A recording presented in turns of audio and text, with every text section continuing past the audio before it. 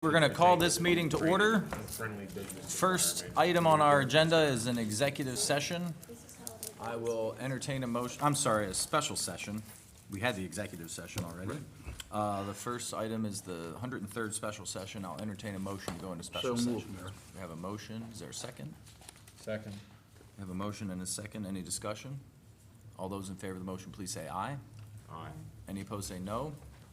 We are in special session first to consider the approval of a resolution and MOU with Howard County to participate in the Regional Automated Enforcement Center. Mr. Mayor, I hereby move for Mayor and Council approval of a resolution authorizing a memorandum of understanding, MOU, with Howard County, Maryland, to join the Regional Automated Enforcement Center, RAEC. Membership in the RAEC provides assistance with installation, approval of locations, training, technical, and other support relating to the red light camera system in the city of Hagerstown. Under the MOU, the city of Hagerstown will pay Howard County a monthly fee established in accordance with the jurisdictional cost matrix. Second. We have a motion and a second. Any discussion? All those in favor of the motion, please say aye. Aye. Any opposed, say no. Motion carries and the resolution passes. The second item on our agenda is the approval of a resolution and agreement with the American Traffic Solutions, Inc. for red light camera system and services. Mr. Mayor, hereby move for Mayor and Council approval of an agreement with American Traffic Solutions, Inc., ATS, regarding the operations and implementation of the red light camera enforcement program. ATS will provide the services to Hagerstown pursuant to the terms and conditions of the Howard County Agreement. Pricing and billing shall be as set forth in the Howard County Agreement. Second. Motion made and seconded. Any discussion? All those in favor of the motion, please say aye. Aye. Any opposed, say no. Motion carries and the resolution is approved. The next item is an approval of a resolution for the first addendum to the agreement with American Traffic Solutions. Mr. Mayor, I hereby move for Mayor and Council approval of a resolution authorizing the first addendum to the agreement with American Traffic Solutions Incorporated, ATS, regarding the operations of the red light camera enforcement program and the delinquent collection services. The maximum collection services fee is a total of 30% for collection services, in addition to ATS normal fee as set forth in the agreement. Second. Motion made and seconded. Any discussion? All those in favor of the motion, please say aye. Aye. Any opposed, say no. Motion carries and the resolution is approved. Thank you. That concludes our special session. And at this point, our first agenda item is the preliminary agenda review. And Mr. Munson, you'll note that you will have the invocation next week. And our meeting schedule for November, just to review, we will have a work session at 4 p.m. on Tuesday, November 1st. We have no meeting scheduled for Election Day, Tuesday, November 8th. Tuesday, November 15th, we have our work session at 4 p.m. And the regular session for November will be held on the 22nd. It'll be the last regular session of this administration before the new mayor and council are sworn in. And then Tuesday, the 29th, will be the first work session for that body. We'll have some guests next week. There are some minutes and more minutes to come for review. On the consent agenda, the first item is the DCED Western Maryland Blues Fest budget. I think it was outlined just last week. Does anyone have any questions on that item? We have a community-based prosecutor reimbursement to Washington County Sheriff's Office, crime camera.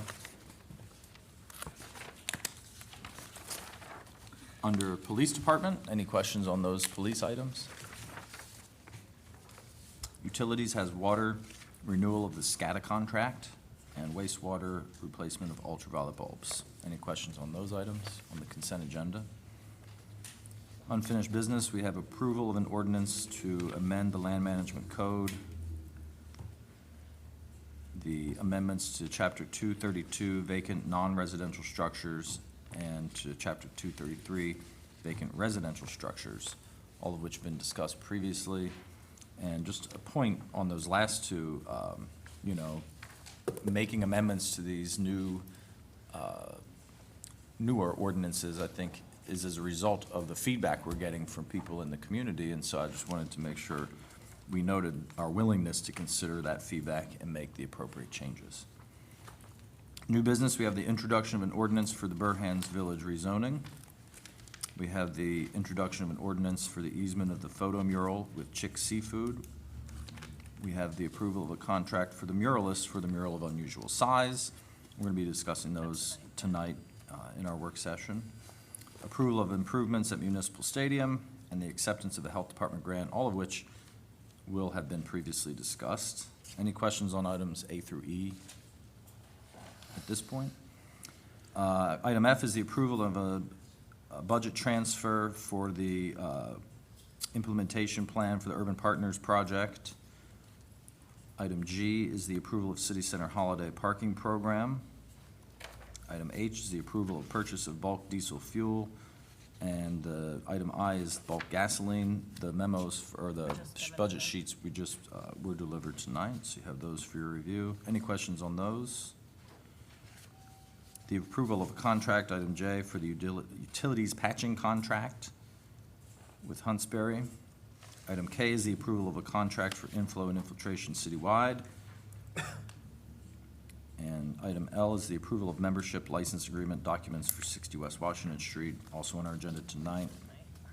Item M is the approval of amendments to the sidewalk display standards, which we'll be discussing later tonight. Approval of Mid-Atlantic Great Lakes Organized Crime Law Enforcement Network, also, that's not on our agenda tonight, but I think we've discussed it before previously. It's an ongoing. It's an ongoing. Okay, it's just a renewal. Any questions on that?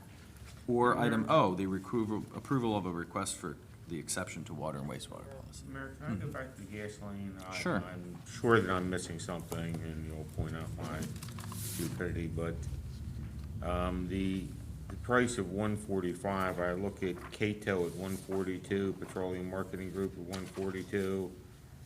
I mean, on its face, it doesn't appear to be the low bid. I'm assuming I'm missing something.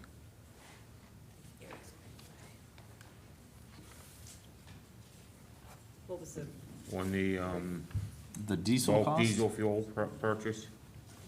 Yes. One more, Mr. Mayor. I'm seeing that I at see. $1.45, and I'm seeing these prices that are lower. I don't know if It's it's a tax issue. 1408, 142. Uh, Oh, it might have been- 145. Yeah, I might have had that written wrong, but, Typo? yeah. I might have Okay. typoed. Sorry about that. Typo works for me. Yeah. That's fine, Yeah, okay. sorry about that. No problem. What is the, it's 1408 then? I don't have all the contracts with me. I'll take Oh, a look. okay, Maybe okay. 058 or something like that. I might Gotcha, have- okay. But I can verify. And maybe with Alan there. 142.082 would be Yeah. real competitive, okay. Yeah.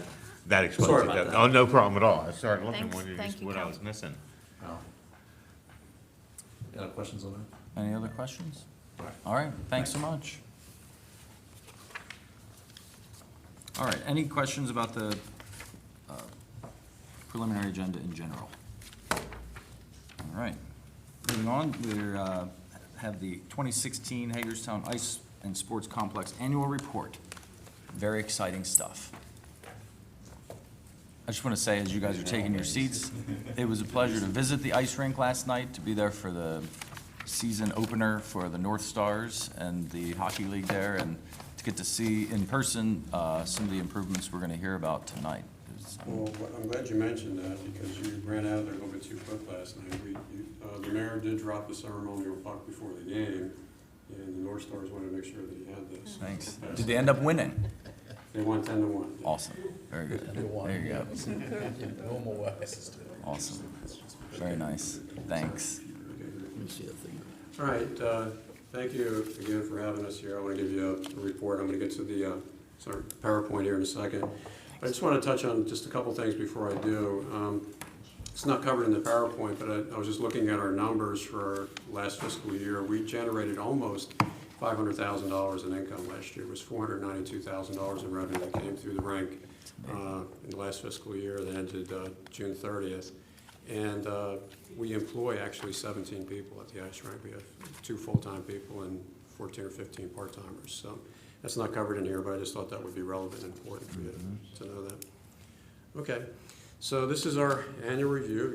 Go through the slides. I've got some notes written down, so I'm not technically savvy here, so see if I get it to work. Okay, there we go. Okay, first, who uses the Hagerstown Ice and Sports Complex? You can see a combination of logos and names up there. We have logos, the HIAAA, which is the Hagerstown Adult Hockey League, the Hagerstown Bulldogs, the Hagerstown Edge Skating Academy, the Washington County North Stars is a high school hockey team. We have a rec league, which is an adult league. We have a women's team called the Mayhem. We have a youth recreational league that we started about a year ago. And we also have something new. You see that picture up there. It's the Hagerstown Kodiak sled hockey team. I don't know if anybody knows what sled hockey is, but it's I do pretty now. cool. Pretty cool. It's for people that are disabled, can't walk. We have, you can see right there, there's actually a little sled that they use, and the sticks are help propel them through the ice. So we're in the process of getting that up and running. Had a gentleman that donated some money to purchase the sleds. They're somewhat expensive, but everything's paid for, and we have, I think, was it 17 sleds now there? We have 20 sleds, yeah, so. And you don't have to be disabled to play sled hockey. You don't have to be. I found out the hard way that you're allowed to have up to 3 able-bodied people on the team. I tried it, and they're trying to recruit me right now to play. It's a lot of work. It's not easy to do, so. Okay, but that just tells you, and the rink is managed by our group, which is called the Hagerstown Ice Amateur Athletic Association, which we formed about 2.5 years ago, back in 2014. So, you know, what is the HIAAA? We're a 501c3 organization. We are a consortium of all the major user groups at the rink, and each group has a voting member on the board. We also have 3 at-large members. We added a gentleman that had expertise in accounting recently. We have 4 at-large members who are people from the community that are not necessarily involved with the rink. But it was created in 2014, and we took over operation on April 1 of 2014, and we just completed our second complete fiscal year. Just to give you some numbers, this is showing public skating numbers over the last 3 years. You can see how it's increased. We've had new programs. We've kind of opened some communication with the schools. We let them know when school's out that we are open for schools out skates, and that's increased numbers somewhat. These are some of the adult hockey teams that use the rink. We have 6 teams in the HAHL. We have 10 teams in the HARL, which is the Hagerstown Adult Recreational League. We have 2 teams in a developmental league, which is for people who are just really learning how to play. We have the all-female team, the Mayhem, and the Kodiaks are the new name for the sled hockey team. So we have well over 200 hockey players, adult hockey players that are using that. The sled hockey team actually incorporates kids as well. It's kind of a combination of youth and adult teams. A lot of kids, there are 2 kids in particular have cerebral palsy. They can't walk, but when they're on the sleds, they can move all over the place. They love it. From the youth side, we have 6 teams in the Hagerstown Youth Hockey Association. We actually have 2 high school teams that are using the rink. They were both at the rink last night. We have the North Stars. We have a new team that was developed from our adult recreational team called the West Virginia Vipers. They're out of Martinsburg, West Virginia. A lot of them are former roller hockey players, and they got on the ice and found out they really liked that. So we've actually got them, I think, probationally into the high school hockey league right now. That's who they played last night. So they're newer kids, and they have a lot of raw talent, but they haven't really played ice hockey that much. So my son is actually helping to coach that team, along with two other Elliot Martin, who I'll introduce in a little bit as well, and a gentleman from West Virginia that was involved with the roller hockey part. But we also have 3 youth developmental programs, which I think are very important, because in order to continue to grow, we got to make sure that we have young people interested in these programs. So we have something called power skating, which is teaching kids how to, improve their skating ability, be able to skate faster, turn quicker, be able to play hockey, enjoy hockey that much more. We still have our Learn to Play Hockey program, but we've developed a new recreational league, which is something that there was a need for, because before we really only had a travel hockey program, which were for the kids that were really well developed. And a lot of kids, when they're learning how to play hockey at 8, 9, 10 years old, aren't ready for travel hockey. So we developed a recreational league that right now I think we have about 40 kids in that. And I wanted to mention there, we have a partnership with the Washington Capitals. We are a Capital affiliated rink, And the NHL just recently came out with a program to provide rinks with full equipment, and they provided us with 40 complete sets of hockey equipment for kids under the age of 8. And we're talking, that was a lot of money they spent on that. We're talking helmets all the ways down to skates, and we're not talking about inexpensive stuff here. They were pretty nice equipment. And so we have well over 100 youth hockey players at this point. Figure skating, we're trying to get that built up again. It hasn't really had the numbers that we want it to have, but we still do have the 2 different skating programs, the Learn to Skate program and the Figure Skating Club. And we have, when we count the Learn to Skate kids in the program, probably about 100 or so figure skaters, but we're working on getting those numbers up. Now, this is what we call our opportunities for success, and we've talked about this before the other years, but we continue to, analyze what we have rink function-wise. We want to make sure that we're maximizing everything that we have there, and I think by the growth you can see that we're doing that. We have monthly board meetings. Rodney attends the meetings every month, so he knows that we're there. I think we're pretty functional at this point. We make recommendations as to how we want to move forward. A little bit less than a year ago, we hired a person to sell advertising for the rink. That's where we analyzed and found that there wasn't enough advertising. We can sell the dasher boards there, and it's not the greatest, but we have, I think, about 15 dasher boards right now where we had like 2 or 3 before. So that's extra income that's coming into the rink that we can use for other programs. We have standard operating procedures in place, and the productivity and appearance continue to improve. The mayor was out there last night. I'm assuming that everything looked pretty nice out there. The physical state of the ice and boards is in very good condition. We took the ice out this summer. It has to be taken out really every 2 years. We put it back in 1 week, which allowed us for maintenance and repairs. And including during that time frame, we had a cooling tower that we actually purchased a little bit more than a year ago that we took out the old one and put the new one in during that time frame. So that was pretty well shot. We were kind of crossing our fingers, making sure it was going to make it that long, and it did. So we have a brand new one in place now. The current state of our rink is all bills are current.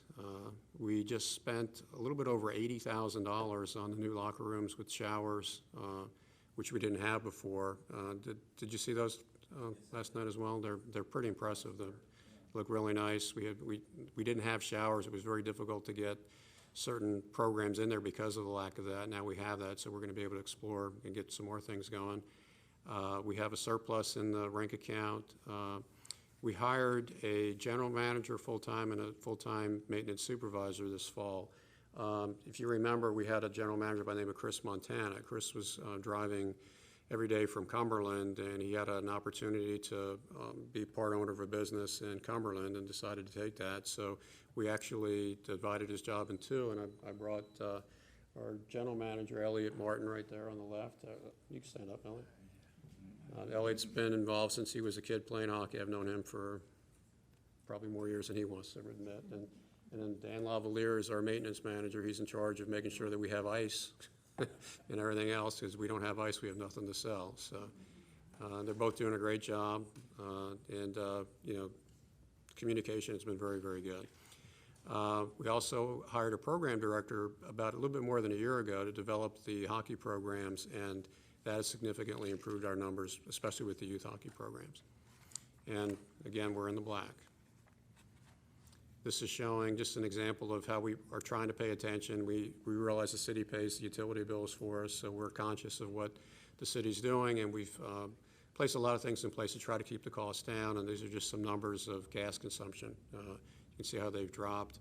Now, we probably expect that number to go up a little bit because we've added the showers and the additional part, but just to show you that we are conscious and we're aware of that even though it's a cost that we're not bearing right now, we want to make sure everything's being run efficiently.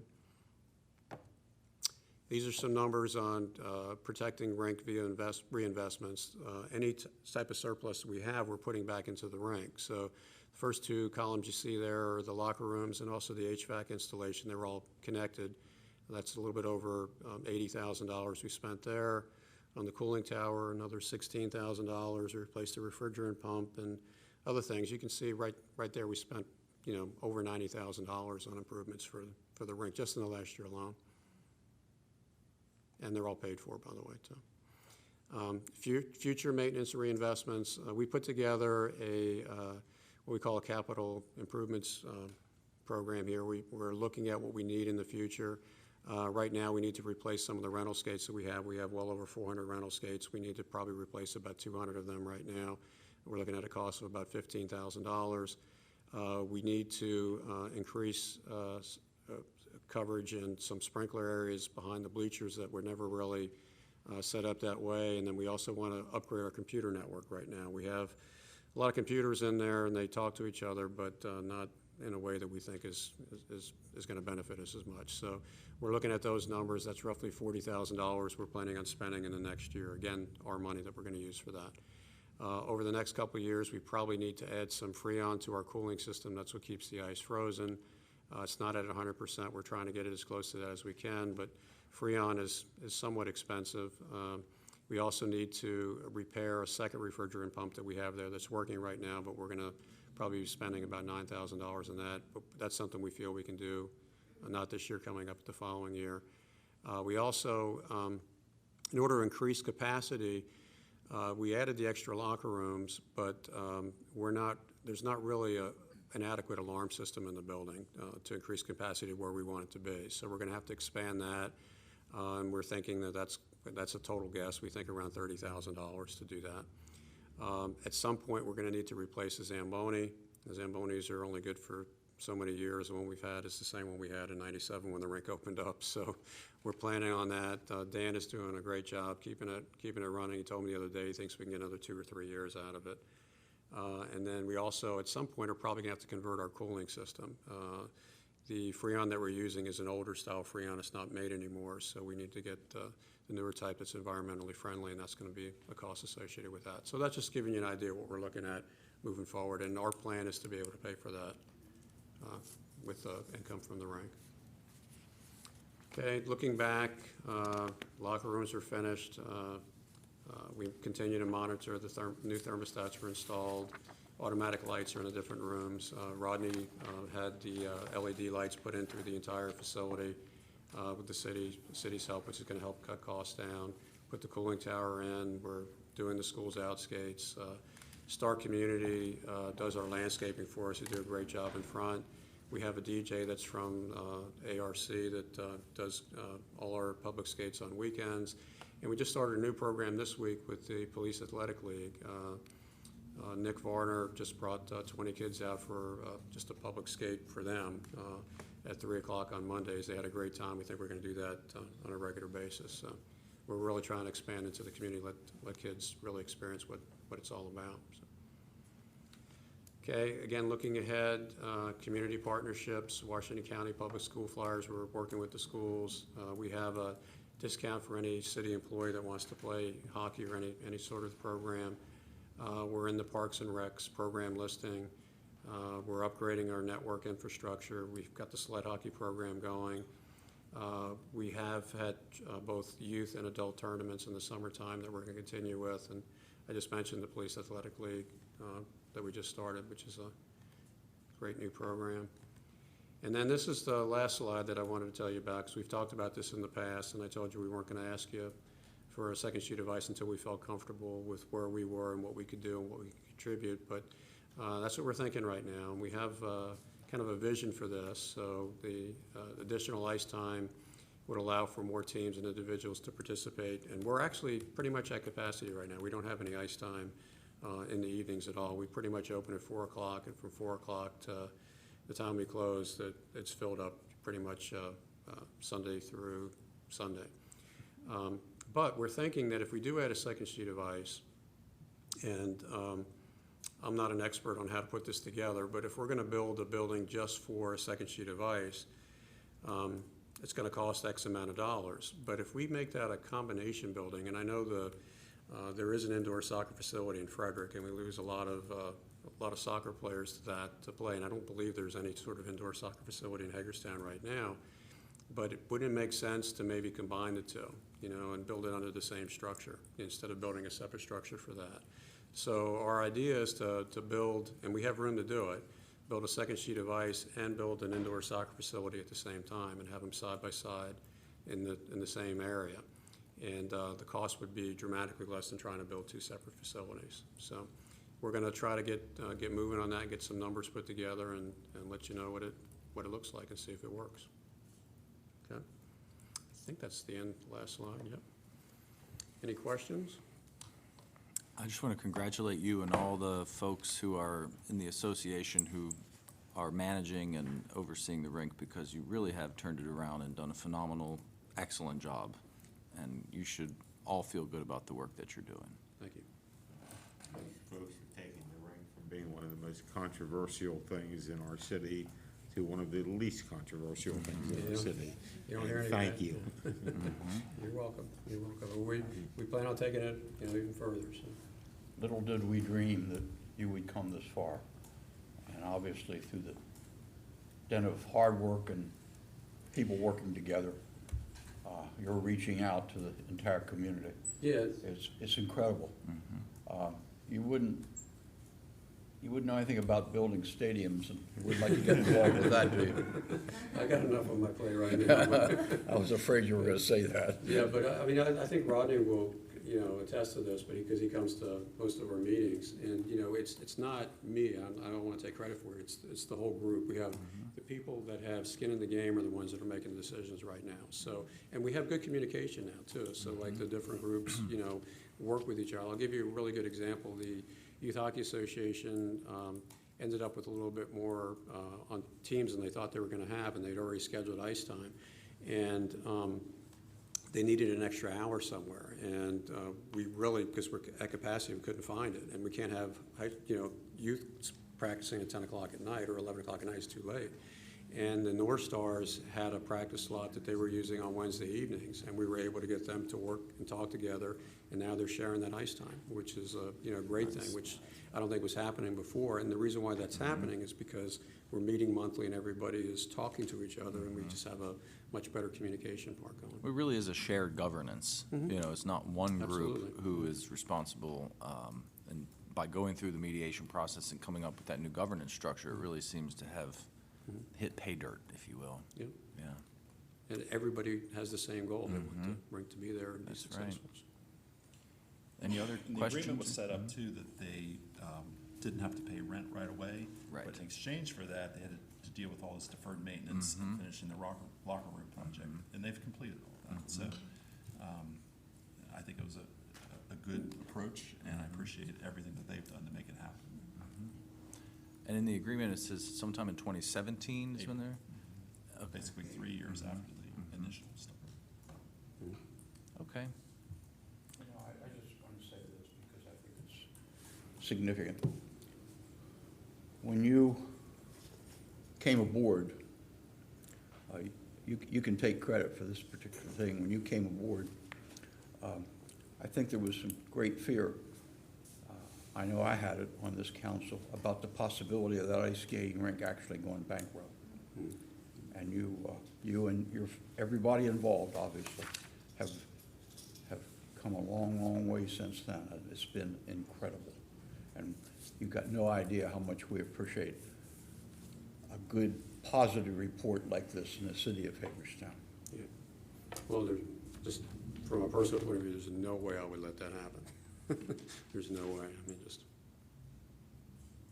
Any other comments or questions? Yeah, I mean, my son started skating in 1997 when the rink first opened up, and I've seen everything at the rink, and I love the place. And just like even last night at the high school game, when the game was over, just to give you an example, one of the parents came up to me and said, "How'd you like those Cantor kids last night?" And there were two boys that play on the high school team that I started with when they were 3 and 5 years old. So I was like teaching them just how to skate when they were 3 and 5, and the mom, remembered that and said, "Paul, how'd you like those kids out there?" I was like, "Yeah, it's pretty cool." So, I mean, I've seen everything come and go there. So it's a great place. It's a great atmosphere, keeps kids active, keeps them out of trouble. And, I think if we get involved with the Police Athletic League and get that going, I mean, that's going to do a lot as well. Huge. Keep up the great work. One of your employees told me Sunday night that you spend as much time working on the rink as you do in the insurance business anymore. So you're not allowed to retire, okay? Well, don't worry. I promised those guys back there I'm gonna be there for a while, so. Okay, good. Don't worry. Thank you very much. Thanks Thank very you. much. All right. Next item is a recreation update.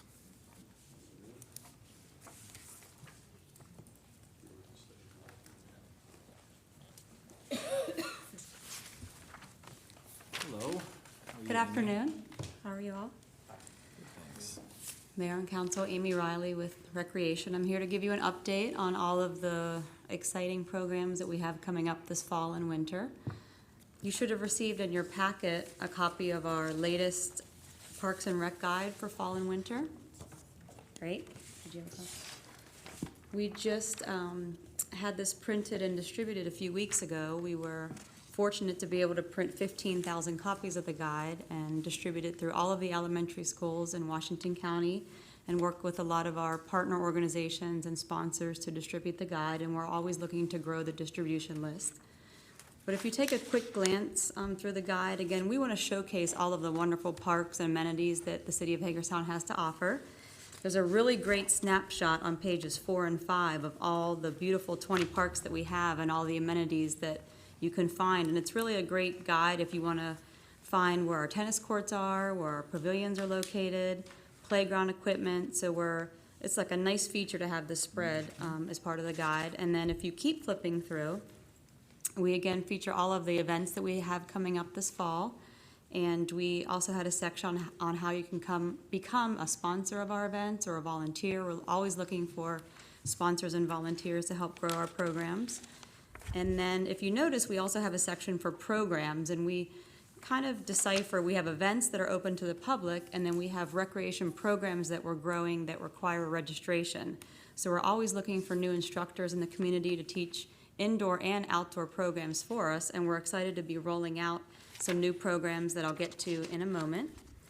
But our new guide also, again, features the Hager House, the Railroad Museum, and other partner entities like Hagerstown BMX and the ice rink. We are happy to be able to promote our other user groups and facilities. We have a section on the Hamilton Run Golf Course, and we also are already starting to promote our Hub City 100 miler that will kick off again in January. So we hope that you guys will think about participating in that this year. But this guide is possible because of a grant that we received from the Health Department. And we have been a 2-year recipient of a $10,000 grant from the Washington County Health Department, which has made this project possible. And the grant was to be used in the promotion of healthy lifestyles. And we've been able to grow the distribution list on this guide the past 2 years from 5,000 to 15,000. So we're really excited about that. And I'd like to introduce Mary McPherson, just to say a few words about our partnership with the County Health Department and just how important this grant has been to us and has allowed us to be able to grow a lot of these programs. So I wanted to just welcome Mary and introduce her. Please have a seat, Mary. Okay. Well, as Amy was saying, I do work at the Washington County Health Department. I'm a program manager there. In September of 2014, the Centers for Disease Control and Prevention awarded money to the states for, let me tell you the name of this grant because it's quite wordy. It's called the State and Local Public Health Actions to Prevent Obesity, Diabetes, and Heart Disease and Stroke. Quite long, but we call it the 1422 grant. And basically what we were trying to do across the country was tackle initiatives that revolve around chronic disease prevention and promotion. So the state got a certain amount of money, and that any state that did get money had to give 50% of it to the local health departments. So we've been getting about $250,000 or more every year since 2014, and we've created some partnerships across the county and the city. Some of our partners include Tri-State, the County Park and Recreation Department, Family Health Care of Hagerstown, which is the city's federally qualified health center. The Commission on Aging, we're working with them. We're working with the ARC. But of course, one of our best partners, I have to say, is the city. They get what we're talking about. I was really thrilled when Amy said that everything that they do now, they incorporate a walking component, which is a big piece of this grant. We want to get people out. Washington County has an extremely high rate of obesity. We have a high rate of inactivity, and we have one of the highest rates of death due to diabetes in the state.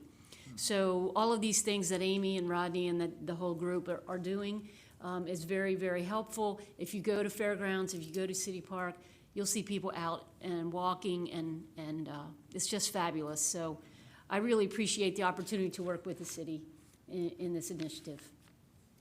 Thank you. If you have any Thank you. questions, let me know. I'll be happy to answer them anytime. You bet. Thank you very much. Thanks. Thank you, Mary. Also, I failed to introduce my assistant, Emily Conrad. You all know Emily, she's an Emily. important part of all these programs as well and making them happen. Another exciting initiative that this grant has enabled us to do, we are developing some new parks fitness signage. We, again, as Mary mentioned, we want to get people moving in the parks, and we also want to get them thinking about how they can use the parks as their fitness playground. So in order to do that, we contracted with Dave Ruff from Ruff Fitness, who is also here this evening, if Dave wants to come join us. But Dave, with his help, we were trying to identify different amenities in our parks that folks could use to enjoy a workout without having to possibly join a gym. Nothing against joining a gym, but using our parks as a playground and using something as simple as a park bench or a swing or even a picnic table to do a total body workout and actually incorporate that with their walking program. So what we've come up with is some new signage that Dave has helped us with, and you have some copies in your packet, that you'll be seeing in the parks come spring 2017. We're just gonna wait and go ahead and roll out the signs when we open the parks next season. But you're gonna see different signs in the parks like this one that says swing into fitness, use a swing to exercise your entire body. And then you're gonna see the sign, and if you have your smartphone, you're gonna be able to scan the QR code, and it's gonna link to an awesome video that Dave helped us produce to show you how to actually use the swing to do the workout. And we also did one for a park bench, which we're gonna show you here in a moment, using an ordinary park bench to total body workout. We're also featuring signs at the golf course. We're encouraging people to walk instead of riding in the cart to exercise your heart. We're also coming up with some workouts at Potterfield Pool of how swimming laps can increase your cardiovascular endurance, and we're also expanding our walking trail map. So more of that will be rolling out in the spring, but we wanted to kind of give you a snapshot of what the videos are gonna look like. So Eric's gonna load that up now, and Well, while he's doing that, I know, Yeah. I enjoy, when I go to Fairgrounds Park, I see the fitness equipment being used. yes, it is. All the time. So, I really mean, is. It's a great addition to what, you know, in line with what you're talking about. Park benches get used for something other than sitting on. My exercise. Again, our goal is just to get folks moving, even if families are out enjoying the playground equipment, you know. How could moms and dads be, you know, able to just kind of get a workout on the side when they're watching their kids play on the playground? So that's kind of the thought behind a lot of these different signs that we've come up with. And if Dave, if you want to say a few words about the project while Eric's loading up the video? I was honored and really excited to work with Amy on the project, and we've worked on some other things. And Mary referenced the needs of our community and the community health needs assessment. I'm sure you folks are familiar with last year that came out. The lack of physical activity, obesity, economic stature of our community. Not everybody can afford to belong to a gym, and the idea is to make fitness accessible. One of the things that came out on the community needs assessment was a lack of education. And so part of the goal of doing the videos is to help with that. Awesome. So again, this will come up when you scan the QR code on the signs, and I would assume we'd also have these videos available on our website as Let me well. guess, you had an attorney review this first. No offense. Hi, I'm Dave Ruff with Ruff Fitness. I'm here with the City of Hagerstown Parks and Recreation Department. Our city has many beautiful parks. We'd like to encourage you to get out in the parks with your family. We're going to show you how you can take an ordinary park bench and turn it into a total body workout. We're going to include all the major muscle groups, including your core. We recommend you do 8 to 12 repetitions per exercise. And as you get stronger, you can do the round of exercises once, twice, or even 3 times. Let's take a look. We're going to begin with push-ups. First progression is using the high part of the bench. I'm going to keep my abdominal muscles or core nice and tight, also my butt muscles nice and tight as I go into a push-up.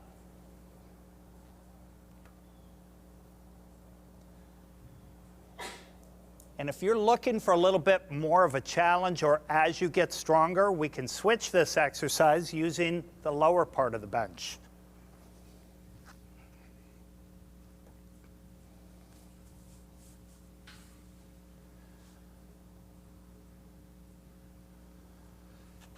Next up, we're going to work those core muscles by using a stabilization exercise called a plank. I'm going to squeeze nice and tight, both my abdominal muscles and my butt or glute muscles. I'm simply going to hold this position for 15 to 30 seconds. Don, I expect to see you doing this next time. We I see you can in make the this a park. lot more challenging by adding in a knee drive. Let's take a look. And the idea is a workout that anybody can do.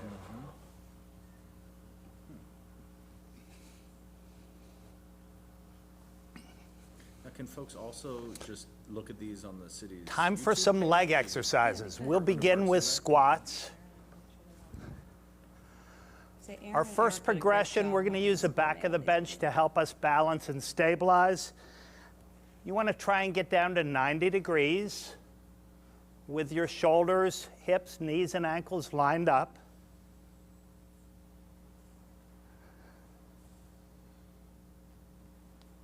And we can make it a little bit more difficult by coming around the front of the bench. And I'm simply going to touch my butt to the bench and stand tall.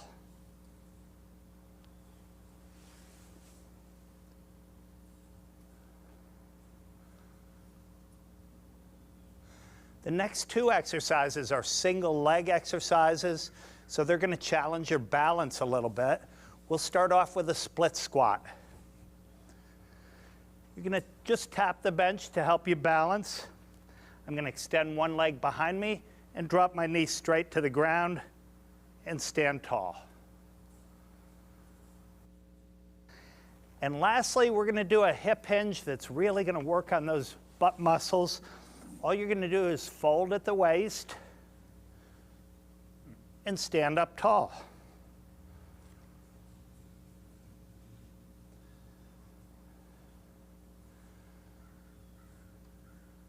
And after 8 repetitions, go ahead and switch and do the other leg. As you can see, you can turn your next visit to one of our beautiful parks into a fitness experience by using simple park bench.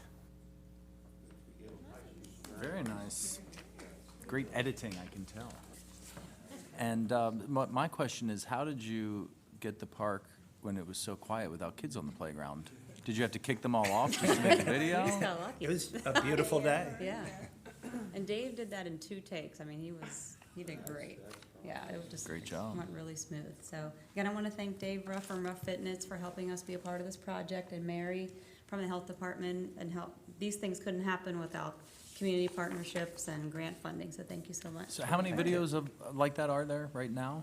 There's 3. There's a 3 park videos, bench, okay. the swing set, and then we did a warm-up for your walking program in the Okay. parks. Nice. Yeah. Very good. Any other questions for Amy or the team? Do you have anything else? I do. Oh, Sorry. please. All right. So another exciting thing, a big exciting thing, is that we have a positive reuse of space at Fairgrounds Park, as you may know. We're building an indoor fit room to host some indoor fitness classes this winter, and we hope to use it all year round. Down the road, we'd also like to use it for birthday parties or rental space for groups that are looking for space in the city. But we decided to name it the Fit Room because, if you know, we had our Fit For You branding campaign. So we're trying to give you the perfect fit, whether it fits your budget, your schedule, your fitness interest. We have a perfect fit for you with the City of Hagerstown Parks and Rec Department. So we're looking at rolling out some new classes this winter. We have some dance fitness, square dancing. We have PIO, which is Pilates and yoga. We have, we're continuing our Fit Fido and yoga programs. And we're always looking for new instructors to teach, and Eric actually just pulled up 2 pictures of what the room looked like. Sorry, Eric. It's still under construction, but again, we're hoping to roll out these programs come week of November 7th, and here's just a quick glimpse of, it's a very nice sized room. We're looking. Stay open like that? It's gonna stay open like that, yep. And we'll have closet space, we'll have room to put some equipment, there's bathroom facilities. It's just gonna be a really nice opportunity for us to host some indoor classes, because we do have a lot of calls for folks looking for, you know, indoor classes in the community and in the city, especially during the colder months. Right. You know, this is a project that Rodney brought before the mayor and council some time ago, and it was quite exciting that this facility could be used during the cold months. I can't imagine using that park bench when it's 30 degrees out or 10 degrees. And so this is what you are doing here, and what the programs you're providing are really great things to do. Thank you. We're excited to be able to offer them. So again, we're looking for new ideas constantly and new instructors to teach them. And just lastly, we wanted to just give you a snapshot of all the events that we have coming up this fall and winter, and Eric's gonna roll a slideshow of some photos from last year, but we're in the middle of our Hager House ghost tours, and we decided to up the creep factor a little. We are partnering with Oculus, who is gonna be joining us on the tour, and they're equipped with all the modern day ghost tracking contraptions. So it's almost like a Ghostbusters handheld device in their hand. If there's any type of activity, it could light up, and they're accompanying us on the tours coming up this Friday and Saturday. And then we're always looking for new, unique programs. We've been turning our golf course into a program called Anything But Golf twice a year, where you can use the golf course. You can play golf without using actually a golf ball or a golf club. So we have that coming up this Saturday. Our train museum is hosting the last weekend of ride-along weekends with our new children's Tommy 202 children's train ride. And we're also excited because we've had several folks in the community renting the Railroad Museum for birthday parties. We've had maybe half a dozen birthday party rentals this year, and we hope next year with the new pavilion that we'll have, you know, double that. So we're really trying to make the Railroad Museum a destination for families and fun. And then one of my favorite events is our Halloween dog costume parade. We have that coming up at the end of the month, where you can dress up Fido. He walks the red carpet, he wins prizes. It's a lot of fun. And then at our golf course in November, we have a 2-man scramble golf tournament, the Turkey Cup. Everyone that registers gets a free pumpkin pie, and they get to play 9 holes of golf and win prizes. And then coming up in December, we're excited to announce that we have a new title sponsorship for our city park lighting, Hagerstown Heating and Cooling, which is going to allow us to program some really neat new activities that I don't want to give away yet for the city park lighting. One thing we are doing is we're going to be able to unveil a new light display at the lake this year. And we're also going to be programming some other things as well. Very good. So, thank you. Sounds like there's a lot of exciting things going on in the Parks and Rec world. You got a lot of great partners, Mr. Ruff and many, many others. And like you said, you're always looking for new partnerships to offer new programs to folks. And hopefully, a lot of those people that get their dogs dressed up and they dress up, they will sign up to be in the Mummers Parade too. Yes, Because they are always looking for mummers in the Mummers Parade. we will encourage that. Yeah. Any questions or comments, feedback? Thanks so much. you. Keep up the great work.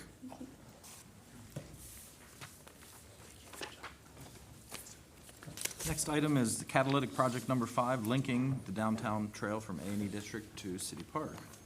Okay, I just wanted to give you an update on where things stand, and this is catalytic project number 5 out of the plan that the Urban Partners put together for the city's community center plan. We started construction earlier this year, as you know, with the award of the contracts and various steps to move the project forward. And I'm pleased to tell you that everything is being completed, everything is done within budget. And we actually had some savings on the project that we could do some different things. 2 important things I think that we added to the project was irrigation at the Housing Authority, and then irrigation at the little park beside the Herald Mail, which will keep the park looking good all year long. As far as the schedule goes, as we anticipated, C. William Hetzer is really substantially complete with the project. They'll be, as we speak, they're installing landscaping. The lights are going to go in at the Housing Authority tomorrow. The camera installation's underway. The decorative crosswalks will be installed next week. Amenities such as benches, trash cans, and those kind of things are coming. This winter, the park staff, which just amazingly talented people, and they're doing the fit room that Amy just showed you, but when they finish with that, they're going to start working on fabricating some shade structures for the trail. We're hoping to do about 4 or 5 of those. We have the signs to install that was paid for by a grant from the state of Maryland, and some interactive history displays I'll talk about here in a second. The art then is also being worked on, and there's various things that are happening there. And all that to be said, I think a good target for completion of this whole Phase 1 package will be early next summer. So we're suggesting, though we could have a ribbon cutting today, I guess if we wanted to, because the trail's basically open, but maybe early next June, June 10th is a date that we've been looking at as possibly having a ribbon cutting, and more importantly, an event to invite people to come, use the trail, have all kinds of interesting things, interactive things that are going along on the trail to allow people to get from city center to City Park and enjoy that and realize what a quick little walk that is actually, because you can be in City Park from here in less than 15 minutes now that the trail is there. I just have a few slides I wanted to show you just to give you a couple additional pieces of information. I mentioned the crosswalks, the beacons on the lower right-hand side are all installed now where the trail crosses the public streets. And they have infrared sensors. The mayor and I experienced this afternoon. As you're walking along, they sense, they detect you, and then they start to flash. And then the actual crosswalk itself is in the upper left-hand corner there. They're going to be installed next week, and they're the alternating bands of color that I think will really be noticeable as you're moving around the community. You'll know that you're crossing that trail. So Go ahead. will there be signs, or are there signs posted now that say specifically yield to pedestrian? Yes. Okay. Yes. Rodney, let me ask you this. Mhm. I had the distinct pleasure yesterday of going down to the Housing Authority, and I was just amazed at what I saw. It is gorgeous down there. But the one thing I thought that I noticed is on the way out, because of the offset of the exit of the Housing Authority and the little street, I don't know what it's called. Hood Street. Hood. Off to the side, it looks to me like there could be a safety problem there. And I'm just wondering if a 4-way stop in that whole area might be the answer to no one being injured. Right. Hood Street is a stop sign, so that'll, I think, kind of take care of that situation. So basically what it is crossing Baltimore Street, and we're using these beacons there. If that doesn't work, we could look at something like that. But I think these beacons are used across the nation, and they provide reasonable accommodation, I think, for the pedestrians. Once the actual crosswalk's there, it'll Really draw jump out at you. people to go Yeah. across at that All point. the paving is complete. Now the crosswalks just need to be installed next week. I also might mention on that that while I was there yesterday, there were people walking the trail. Yeah, it's constant now. Yeah. The lighting will be installed at the Housing Authority starting tomorrow, I believe, as I mentioned before. It's very simple LED lighting, but I think it'll be significant in how it really presents the trail in the early evening, especially this time of year. Here's just some construction pictures. The pavers and everything are basically complete. It's changing every day. They're putting the landscaping in now, which really is dressing all this up. As far as the art goes, I just wanted to highlight 3 different areas. Number 1 is at the Housing Authority. Number 2 is the mural, the large mural of unusual size, as we're calling it. And 3 is the Herald Mail property. So this is what the Housing Authority area looks like as of today. It's the landscaping is being finished, the boulders are in place, there's going to be a waterfall at the lower right-hand side, and then the far fence that's against the Ellsworth property, we're working with John Barr on that, and that whole fence is going to be replaced with an artistic metal cut fence that I think will be striking. There's also other art that's going to go in here, pieces of art, and we're working with several people through the Fine Arts Museum. And also, there's been some public artists that have come to us and offered to donate art for this. So One of whom is one that has the current display at the Foon Sham. museum. Yeah, Foon Sham, who has Right. the He big works in boat. wood and, you know, it'd be more temporary displays. But those kind of things is what this area would be particularly good for. This is that picture that you just showed.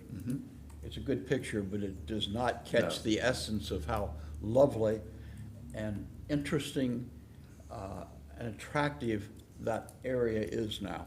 I would urge anybody to go down there and take a look, because with the buildings, with the buildings painted all white now. Right. And the new fence in and the landscaping, has made an incredible difference. I think I have a picture. It's of that. gorgeous. The center section is, of course, the mural of unusual size, and as of this morning, this is what it looks like. It's all primed. The only thing it needs yet to be finished is on the very left side, that thing that looks like a stair tower. That's all gonna be white as well, and that's the mural. Everything that's painted white on there will be the ultimate mural. So the picture you provided us here, this very colorful picture, Mm-hmm. that's an example of elsewhere, not what the public can expect here. I think this artist particularly likes to work in colors and bold shapes like this, but what he has to do first is a design that we have to review and approve before he can move any further. But he does often use bold colors like I'm this. struggling with this one. It's not my building, so. Speaking of that, we have to just really recognize John Barr. This is his facility. He put a brand-new roof on this facility. He paid for all the paint. He did a lot of mason repairs to this building. He spent a lot of money to try to be a partner to the community of this project, and I think we really have to recognize that. Absolutely. Finally, the Harold Mill Park. This is a view from the top of the upper right-hand corner is the view from the Carolyn Brooks building. And you can see it's finishing up. We're just finished the irrigation. Things we're looking at in there is possibly a fountain, which we still have to work out some details on that. Or we've had other interest in donated art there. There's also going to be some decorative screens in there. Shade structures are going to be artistic. There's several things that are going to be happening in this. Not a big piece of property. It's like 7/10 of an acre, but there'll be several things packed in there too. There was talk early on about a splash pad at this location. But I went down with the kids. We were on some field trip to some horrible museum. It was. But anyway, we went into the Inner Harbor. They had that little splash pad there.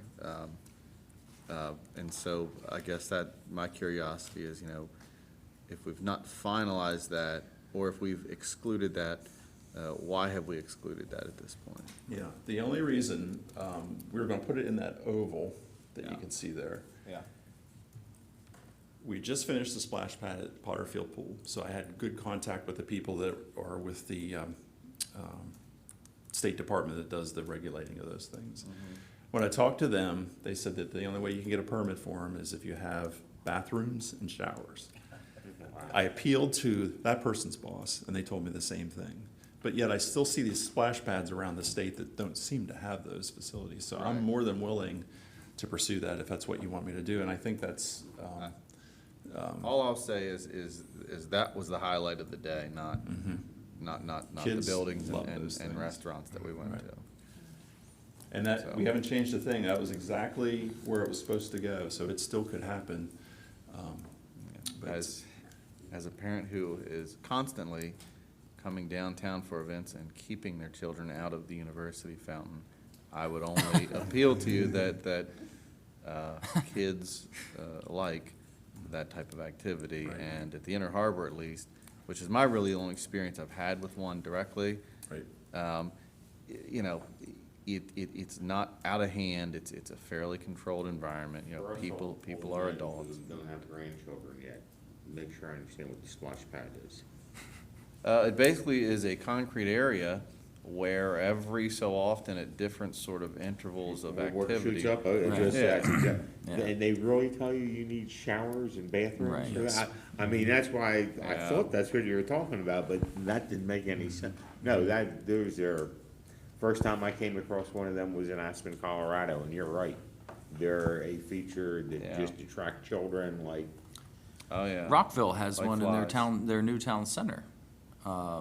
I mean, I guess can you nobody count the applied for bathrooms permits. at the I local didn't- restaurants? I didn't see a that- bathroom or shower anywhere in that area.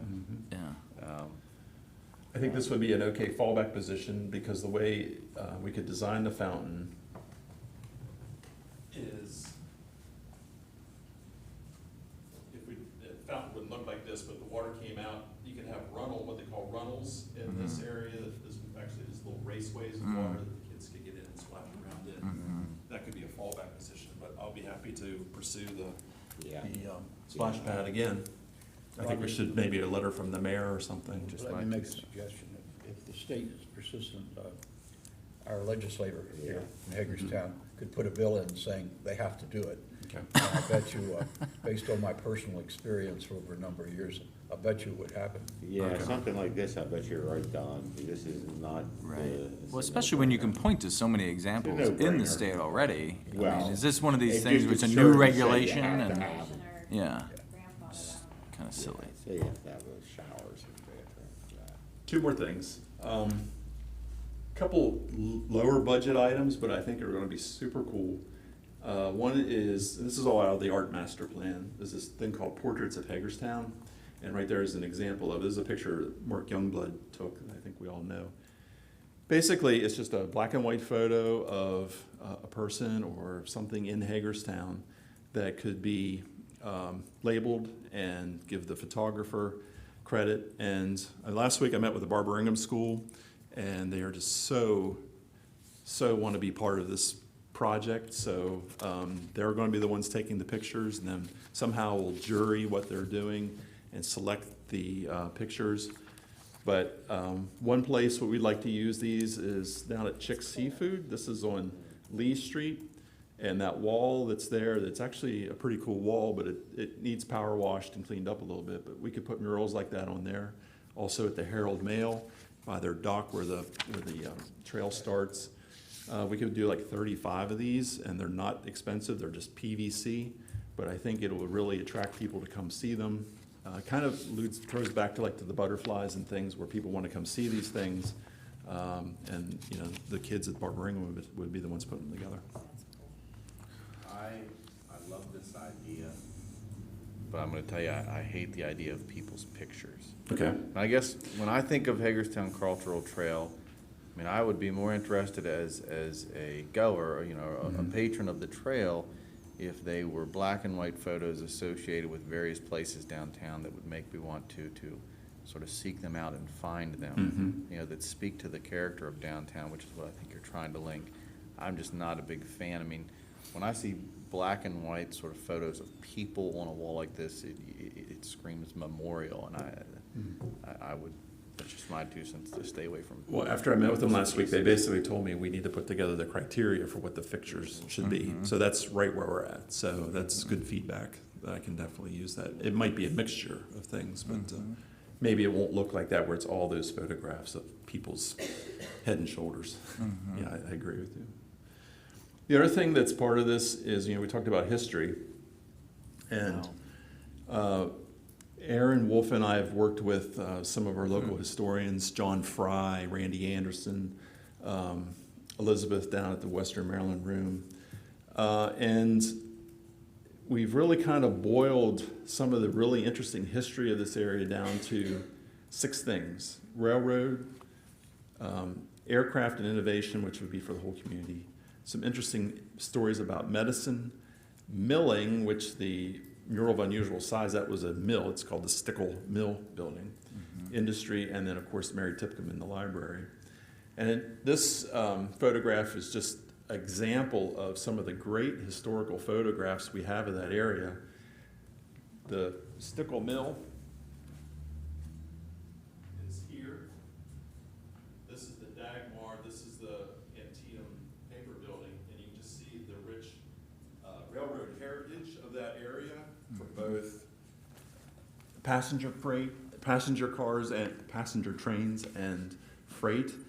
And we're going to pick up some of that railroading theme in some of the different things that we do with history. What we want to do is 4 like QR codes that would be on signs that would, maybe the first one would be about railroads, where you would watch kind of a short 30-second Ken Burns kind of video about railroad history in this area. Another one would be about Mary Tipcomb or something like that. And here's a picture of the Stickle Mill when it was actually used as a mill. You can still see what was painted. I showed you there a few minutes ago. You can still see the remnants of that building and behind there, but it was an active mill. And you know, that perspective is, you can go out there and stand there and see how it was in those days.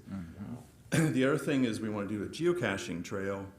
Costs almost nothing, of stories about these things that would be part of a geocache along the trail. For example, there's this really interesting story about when the circus came to town and there were elephants walking through downtown Hagerstown as they were taking them to the Maryland Theater. What a cool little story that is, that could be part of a geocache where you walk along the trail, find that, read about that, and you know, just learn about some kind of hidden Hagerstown history. So there's a group that are working, all volunteers, working on that, and of course Aaron and Eric are doing their usual magic to put some of that together, but that's also going to be part of the trail too. Rodney, about what year is that, do you know? I would say it's like just after World War II. And Randy Anderson gave me both of those photographs. He has a wealth of information when it comes to railroads especially. John Fry really has been helpful with the milling industry that was here, because all the agrarian stuff that went around the city, and they came into the city and shipped things out and shipped things in. Yeah, just leave it at that. So what what is left to be approved is we need the contract with the muralist, and also this picture that I showed you a second ago of putting photos on there. We need some sort of an easement agreement with the owner of Chicks. He's verbally given me that approval, so we put together an agreement that we would review with him so we can get approved both of those. So again, no more money is being spent. Nothing's changed since April. It's just all it's kind of the plan all coming together. The easement for the photo wall, is that only on the Lee Street portion? Yes. Okay. For now. Okay, Which would be right immediately adjacent to the Right. trail. got it. Rodney, did these photos, pictures change occasionally? Yes, I don't think they probably have a life of 3 years, 2 years, but, you know, I think the school would like to do them every year as part of their curriculum, so, that's a couple $1,000s worth of, to make those murals right there, so. And I'm assuming that It can once be done. people see them, that it would be quite easy to possibly find a partner who would fund Sponsor them. that art project for the school children. Right, Is there a fraction of the butterflies in a fraction, yeah, a fraction, You do all of them for one of those. right. I've asked the Herald Mail to sponsor the ones on their fence, but I don't have an Speaking of the answer. butterflies, I'm glad you brought that up. I've noticed that some of them are not looking as fresh as they used to, and I'm wondering if there's a plan to, I mean, some of them, it might be simple as just some soap and water and wiping them down, but some of them are looking a little rough, and I didn't know if there was a plan in the future to sort of, I think once we get through this. Right. We really need to put together an art maintenance plan. The view of Basil mural, the roses for the Wild Mary, all those things need to be maintained, and we haven't maintained them. and we've talked, I kind of put a bug in your ear, and you said you're working on like an atlas of the public art, or a directory, if you will, so that everybody knows where all this public art is. Right. And for a lot of those murals, it's just maybe washing them every 4 or 5 years or something to get the grime and, you know, the acidic things off of it. So there's simple things that we can do that'll keep them looking good. And I think we need to do that now that we're adding this rich component of art to our community. Sure.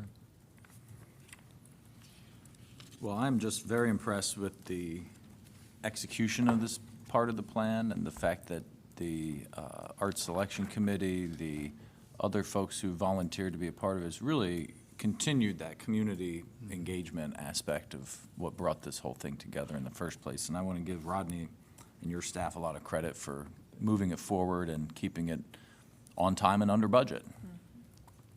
Rodney, I want to say we really appreciate your passion for this project.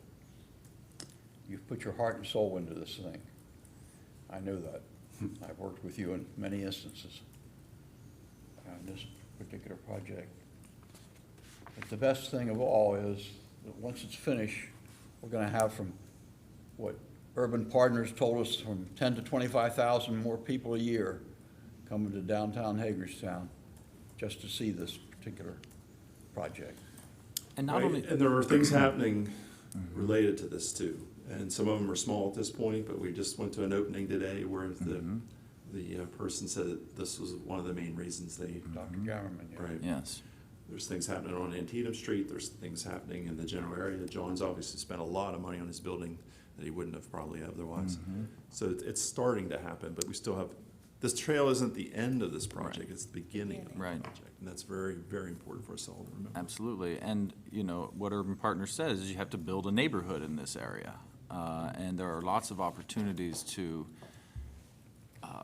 revitalize the properties, many properties in this area for the highest and best use, because, you know, right now there are some gravel lots with tractor trailers sitting on them, you know, with a chain link fence around it. And certainly I think everyone would agree that's not the highest and best use of that property, but it certainly will be much more attractive for new residential housing that can be what drives the demand for goods and services, which is what economic development's all about.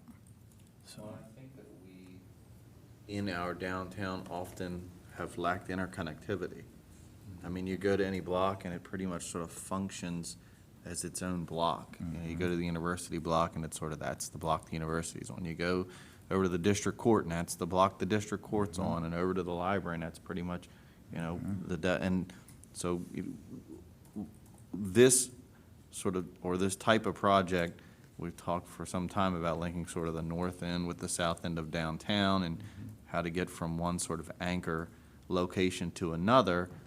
And when you take this project in concert with the county and the Board of Eds and the state's interest in you know, the university expansion and you know, the additional high school capacities, you know, coupled with the you know, the district court and things like that, it starts to interconnect these blocks to where there is a flow to it, whereas before you pretty much parked and went to one location and that was your purpose and that was the end of your purpose.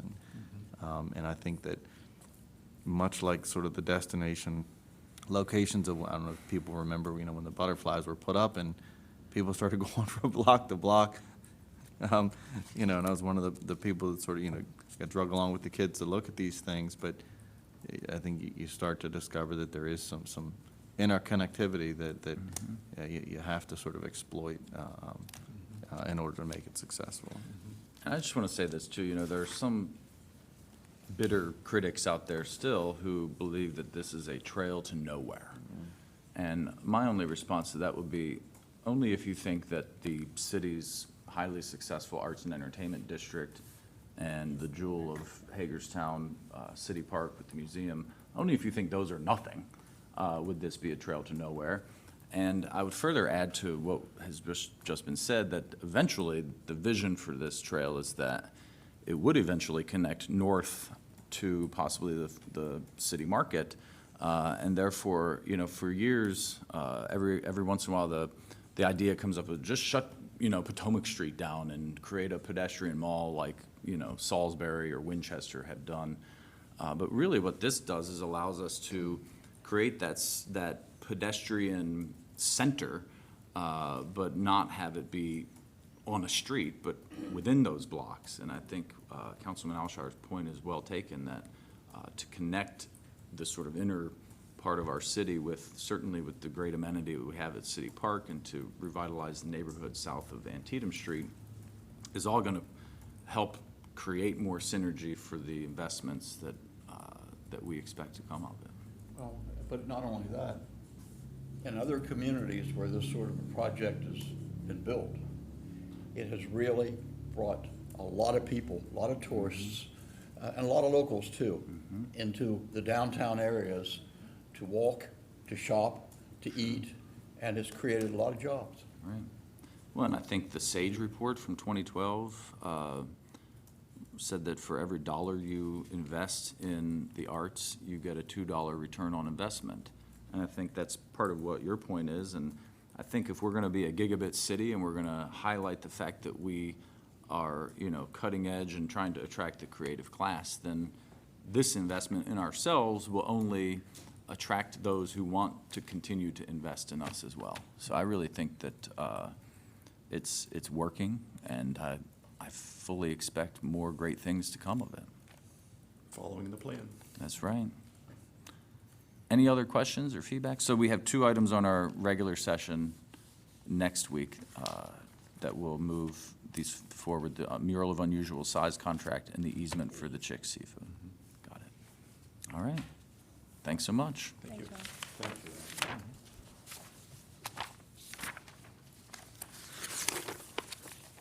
Next item is a proposed policy change to sidewalk display standards. Good afternoon. Good afternoon. Mans and I are here, sort of a tag team on this item. This topic is something that was generated a few years ago through engineering and planning, and now we have a Main Street organization, so it's now involving also the downtown coordinator and Main Street groups. But anyway, what we're here for is a proposal to revise the city's sidewalk display standards and conditions for display of merchandise on the sidewalks in the city center. And the reason why we have these rules that were adopted back on January 27th, 2015, and we also amended the city code, the sidewalk and streets chapter, to add provisions for licensing of such displays, is that we were getting complaints in like 2013, 2014, a couple of businesses doing sidewalk displays where they were filling up the sidewalk in front of their storefronts, just chock full, creating aesthetic concerns as well as blocking pedestrian movement and sight distances from adjoining alleys and driveways. So that's how we created the standards that we did back in early 2015. The businesses that generated that activity have since gone out of business, unfortunately for them. But we now have some newer businesses that are displaying merchandise on the sidewalk, not in a manner that we really have a lot of complaints about, but they don't comply with the standards we adopted in early 2015. And when we started to enforce these new standards, we were getting some pushback, and so we decided rather than proceed with that, let's pull back, get the Main Street folks involved, talk about it again based on our experience of what we're seeing nowadays with sidewalk displays, and come up with some revisions to the standards. And so that's what we've done. And I'm going to tell you what the current standards say, and then Amanda's going to tell you about the proposal as well as the input we've received from not only Main Street but from the merchants who are currently engaged in sidewalk displays. So currently, the standards and conditions say that displays are for a specific time period, no more than 4 times a year. Currently, the folks that are doing the displays, it's when they're open, they have a display out there. So that's not complying with the current regulation that it can only be 4 events in a year. Also, that you have to lay out your tentative schedule for events with the engineering division as part of the licensing process. Also, that the displays must be at least 15 feet from any adjoining street, alley, or driveway. Well, that's a pretty rough standard for folks if they are on a corner. Displays are not permitted within 2 feet on either side of a building entrance, fire hydrant, or property line. And display fixtures, meaning the area where you do your merchandise display, is not to exceed 100 square feet. And that businesses must provide a certificate of liability insurance naming the city as an additional insured. That was a concern at the time as we were getting input from the city attorney about what if someone trips over this stuff that's on the public sidewalk. And so that was a provision that we had in there. And so some of the proposed changes that we are proposing are to permit the displays to be year-round while the business is open and to eliminate the 4 event frequency. We're also asking that the elimination of the requirement to provide a schedule of events to the engineering division, and to notify them prior to displaying the merchandise as well. We're asking that reduction of the requirement displays be from 15 feet from any adjoining street, alley, or driveway to 10 feet from an adjoining alley or driveway, and eliminating the street completely. And we have had input from the city engineer on this. Since all of the city center intersections have a traffic light, he's not worried about sight distance from a street, but driveways and alleys are still a concern. Does it only apply to those specific areas of the city, though? The city center, Okay. we don't have regulations I'm for just sidewalk saying, displays you elsewhere. could alter that and add something that says, in case you miss one, that says something to the effect that, 10 feet and less, at all signalized intersections, 15 feet in non-signalized intersection, just to, I don't know. Yeah, the only rules we have are apply to the city center for this type of thing. We're also proposing to clarify that 5 feet width of unobstructed sidewalk space must be maintained between the display and any tree well, parking meter, fire hydrant, street light, trash can, or other obstacle. To eliminate the requirement, displays must be 2 feet from either side of a building entrance, fire hydrant, or property line, and change the requirement to instead say displays shall not obstruct access to building entrances, fire hydrants, streetlights, telephone poles, mailboxes, or transit stops. Eliminate the 100 square foot requirement, but include that displays shall be limited to a single row of merchandise against the wall of the business and not be hung from the building or awning. Remove the requirement that businesses have to name the city as an additional insured on their liability insurance, and also clarify that one portable non-illuminated sign may be displayed on the sidewalk within the vicinity of the entry door of the first floor business. It's just something that the land management code allows, and it just helps to promote the fact that that's already allowed. So I showed these proposed changes to Main Street. Main Street indicated that allowing the sidewalk displays year-round is beneficial to all the downtown businesses. Kathy and I also walked these proposed changes around to the businesses that were currently displaying merchandise on the sidewalk. We heard from one business that the proposed prohibition on hanging merchandise from the awning would be a major problem for his business. Additional businesses expressed strongly that being able to display every day, as they have been, is paramount for their business, and they would like to continue doing this.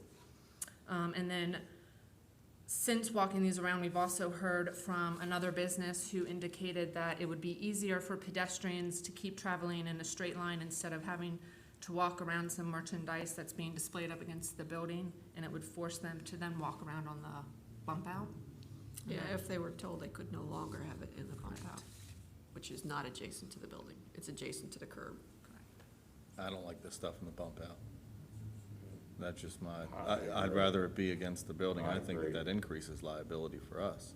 And I received a phone call from someone representing that business, and they said, while they thought it made more sense to them, if they were no longer allowed to do it, they could work with that. They just, to them, they thought it made more sense. I'm not a fan of the bump out. Yeah, I'm not a fan of that either. I think that's doesn't work. Well, overall, it seems like these are very reasonable and good modifications to this ordinance. I think, I see this as a significant loosening of the red tape related to these standards. And as such, it is very much business friendly.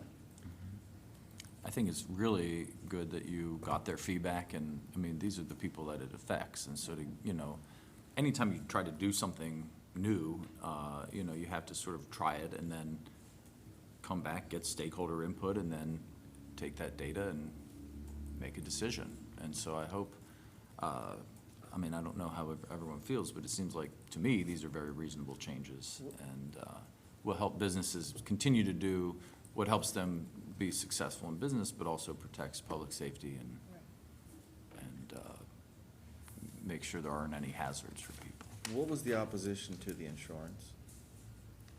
We talked that over with the city attorney, and he was fine with just the businesses showing that they have insurance. But they wouldn't be required to put us down as an additional insured, just so long as they have insurance, so that if someone trips over whatever's on the sidewalk, that there's insurance to cover it. And they also would have to hold the city harmless. I think that would be part of the application process. Any other questions or comments? All right. Is, You need Go me? ahead, sure. Okay. is there anywhere within this, because I think that two things happen here. One is you sort of, you have the results of unintended consequences, you're trying to improve the condition and, to address these complaints. So that's sort of the downside. The upside is it proves that it was complaint-driven. You know what I mean? Because you didn't go out and address this in the last year, steadfastly when there wasn't a complaint against businesses that have been doing it the entire time.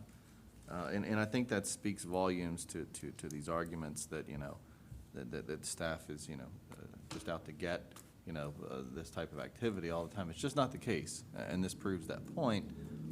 I guess my curiosity is, in order to sort of protect what we're attempting to do while offering these flexibilities that I think are necessary to a downtown business atmosphere. Some of the businesses that come to mind that this sort of was the inception of, I just had to question in my mind if they're businesses. I mean, the one was literally, take the stuff out of the front of the house every morning and set it up everywhere, for half the street. And I guess my curiosity is, do we make sure in every instance that there is an what's the word? An active business license for that entity? I mean, all I'm saying is maybe you add that in so that you maybe create a process of eliminating the possibility of Someone just having a sidewalk business. Yes. With no Yeah. actual leased space, is that what you're getting Yeah, at? because my fear is you take us off of this also insured policy, and then I'm not really sure what mechanism you have in there that certifies that they have an active, in good order business license. And so that may A eliminate legitimate that. trader. Yeah, trader's license, whatever you call it. It could be part of the application And I process. think that may help address both of those concerns. Any other questions or feedback? All right. The only outstanding issue that you may be receiving more input on is the prohibition from hanging merchandise from an awning. Gotcha. And I don't have no problem with awning as I do trees. I mean, hanging it from trees is tacky, just period. But if you want to hang it from your awning on the side, I mean, what's to say somebody doesn't go out and put a, 4-tier shelf up then? As long as it's against their building and they're stacking stuff up and they hang it off the 4-tiered shelf, that's just me. I think if it hangs off the awning out into that right of way though, no, I think that's just as bad. But only during business Oh, wow. hours. Right. They have to bring it in when they're not open. Same thing with the little A-frame signs, they're supposed to come in when you're not Yeah. open. Got it. Any other questions? Okay, thanks so much. We'll look forward to having this on our agenda next week. And Amanda, you're sticking around for the Bureau Box membership agreements. Yes, so. Take it away. In your packets, you got two different types of membership agreements for the Borough Box, since we are doing two different membership levels for that space. One is the basic membership at $50.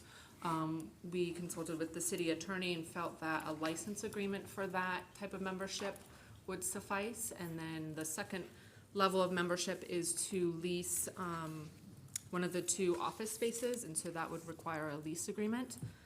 So I'm gonna walk you through some of the commonalities between those two agreements and then go into a little bit more specifics on each of those agreements. So both membership agreements cover utilities that the city is gonna pay for the water, sewer, electricity, gas, heating, internet, and trash.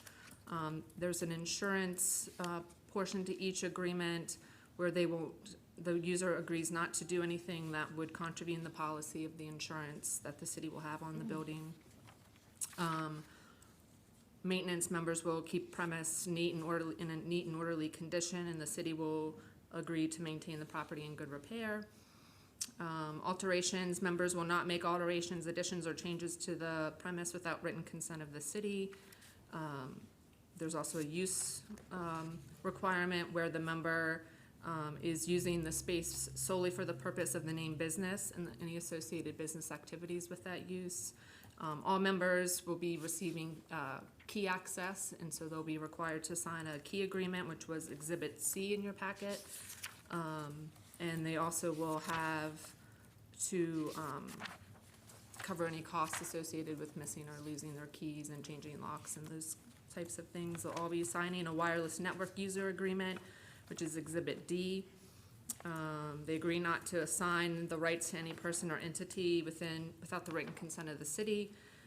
There's an indemnity clause in both of the agreements as well, and as well as fire damage. In the event the premises are damaged by fire or storm acts of God, then the city may choose to restore such portion of the premise injured or damaged as speedily as possible to allow access again. So those are all common in both agreements.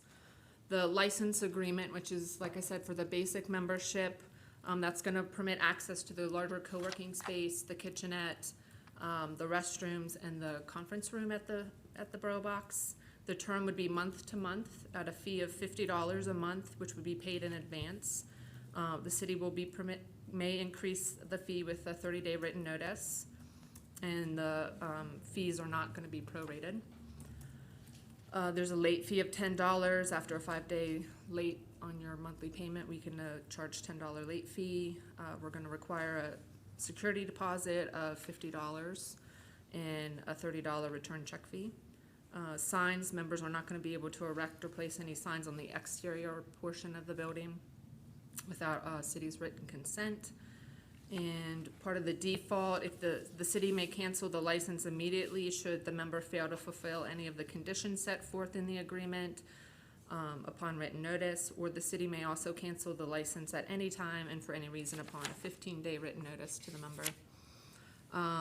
This license will automatically terminate upon the expiration of the term unless it's extended by an agreement between the parties. However, if the member does not immediately surrender use of the premise, then it will continue to pay the license fee for each month. Questions, comments for license? What has the interest in the Borough Box been so far from the public? We've gotten a lot of interest from stakeholders and other groups in the community that are looking to use the space for events, as well as we've had some minimal interest from people in the community. I still need to promote the space further, but we have both leasable offices are tentatively could be filled. We have 2 people interested already in those. What is the partners room as opposed to the other offices? Yes, the partners room is gonna be used by our partners such as SCORE and SBDC so that they can use it for one-on-one business counseling. Okay. Same with Frostburg, and their business club could use that space as well. Thank you. You're welcome. And the second agreement is the lease agreement. And so the differences with that, obviously, you have access to all the same spaces, but you'll also be allowed access to one lockable office. This is for a 1-year term unless it's extended by a written agreement. The monthly rent would be $100 a month, paid in advance, and again, we can increase the fee with a 30-day written notice.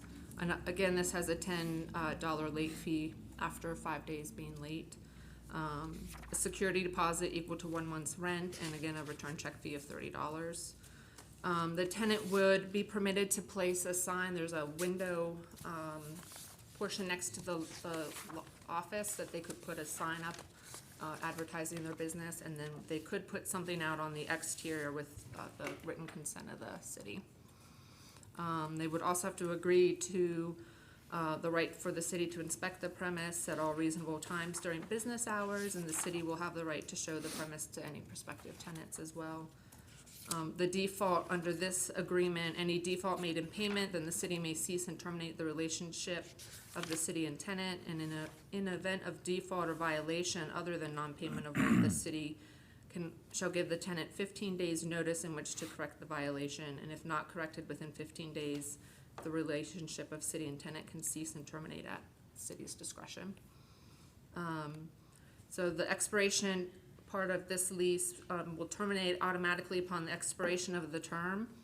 If the tenant does not immediately surrender use of the premise at the close of the term, then the tenancy will go into a month-to-month basis with a 30-day written notice of termination following that. There's also a contingency in this one that both parties recognize that it's necessary for the city to pass a resolution approving the execution of this lease and provision before it can go into effect. I'm sorry to ask a question that you might not have the answer for, but do you know the size of those offices for They're these? approximately 90 to 100 square feet. Okay. And I'm assuming the conference space is maybe 3 times that size or so? Safe to say, yes. Okay. I'm just curious. Thank you. Mhm. Any other questions or comments for Amanda? This is a little bit of a tongue-in-cheek comment. Did you read all these agreements? I did, multiple You times. have my sympathy, and you deserve a medal. I tried it, in fact, I did it, but it took me endless hours, and it was boring as could be. You must have faced the same thing. I think I know it pretty thoroughly now. Well, this is a good job, and if there are no other questions, we'll have this on our agenda next week as well for approval. Thanks, Amanda. Thanks. And the final item on our agenda is the coalition update. I see we have Paul Fry here. Paul, did you want to come to the table? I'm just going to give a verbal update based on the information that was distributed last week. I know that there are council members interested in the agenda. And so the group has been meeting, and the city's been represented at every meeting. I believe there's been at least 3 meetings now, right, Paul? Yes. And so I'll just go over what is the draft list of coalition agenda items.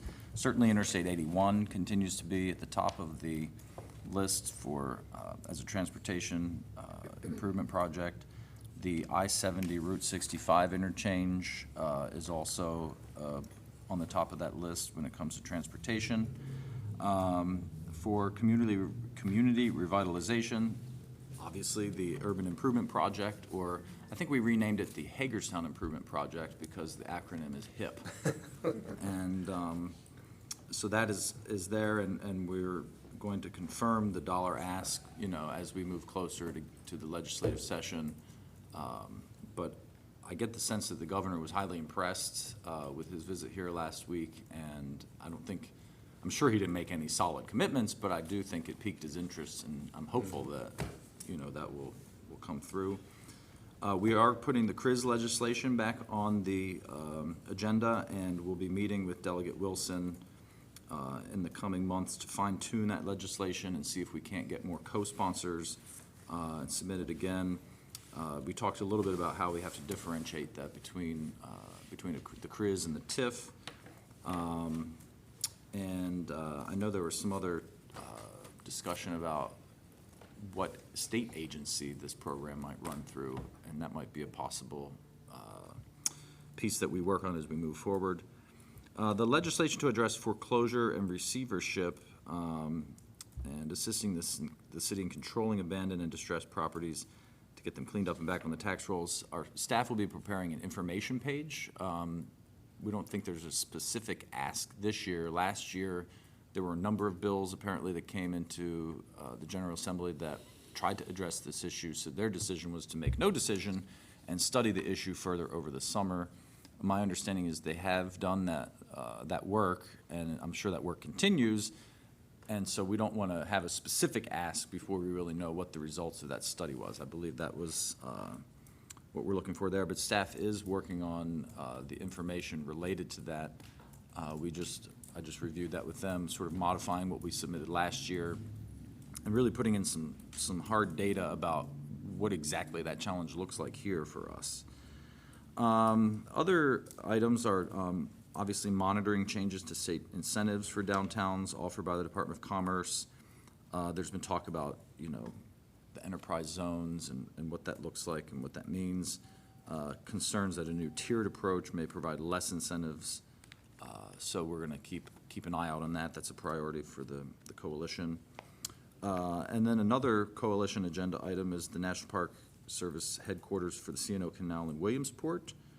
And I won't get into the details of that, but it's certainly a very exciting project for Washington County.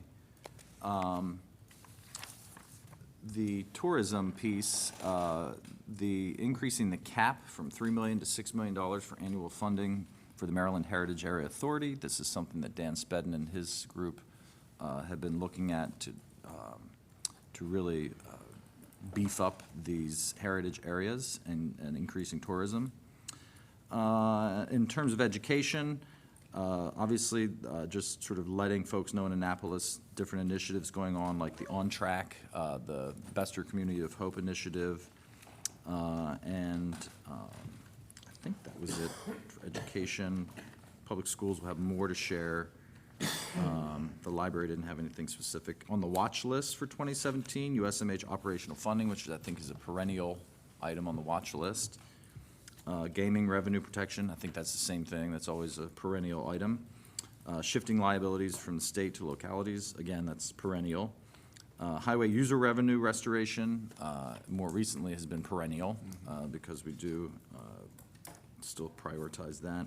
And of course, state funding of K through 12 education, with the School Construction Commission, working on the capital side, the Thornton II Commission setting funding formulas for the next 20 years.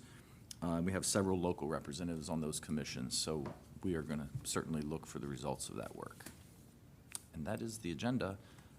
Certainly a lot in there for the city of Hagerstown, and we'll keep, I believe the next meeting is November 9th for the Community Coalition. I should know because I just got the email sent Right, out, but I'll take you at your word. And Yes, so, and there's a next one after that is the end of November as well. So yes, the 9th. And all of that gearing up for the typical meeting we have with the delegation in early December. Also the EDC, It's economic forum, it is. It is, yes. So Good. Paul, are these going to be prioritized in some way? Other than the watch list, it's hard to, may not make sense, but they're equally, of equal priority. You know, obviously I-81 is always at the top of the list. We're gonna go at the same time on all these fronts. We think the state and the governor, we also have the appropriations committee here. They looked at this downtown improvement project, and so they've seen firsthand the money that's gone into the Maryland Theater and Barbara Ingram School. And so if you're asking, are there things that we might drop off? The ones that the mayor mentioned, the Transportation 81, 7065, the Urban Improvement Project, the $12 million ask, and make sure it gets in the budget. The CRIS legislation, the Park Service headquarters, tourism, all those things are gonna move ahead at the same pace. I don't think we need to drop anything off. I think they're all on their own merits, things to move forward. And I'm not sure if they address your question. If you have a concern that maybe we can address. Well, my only concern is, when you're a delegate and a senator, you have a job to do. Sure. And this is such a long list that they're not gonna be able to address all this stuff with the time commitment that they have. And the money that's there. Here's, I'd so say- 81, here's, I guess, a short answer, now that you're asking that question. 81 and also the downtown urban revitalization project, I think are gonna be the priorities.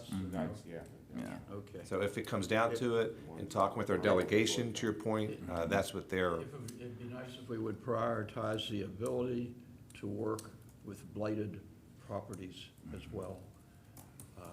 With 1,037 blighted properties sitting out there, and the fact that we as a city have to consider each one at a time, one at a time, is a real problem for us. I just want to clarify, Don, we have 1,000 vacant properties, but not all of them are blighted, but certainly they have that potential if they continue to be vacant. Okay, you're right, Yeah. you're right, I misspoke, but nevertheless, they have the potential to be blighted. Yeah. I'll note that, I know there's other communities, obviously, that are dealing with the same issue, so I'll note that. Frederick is big time. Absolutely, Yeah. and I'll note that on behalf of the Thank you. coalition. You're Thank you welcome. very much. I think it's good to keep that on our agenda as a coalition because it is an issue all around the state, and, you know, a number of proposals were made in the last General Assembly And hopefully it will keep them focused on this issue by including it in our agenda too. Hopefully, the summer study committee has come up with something workable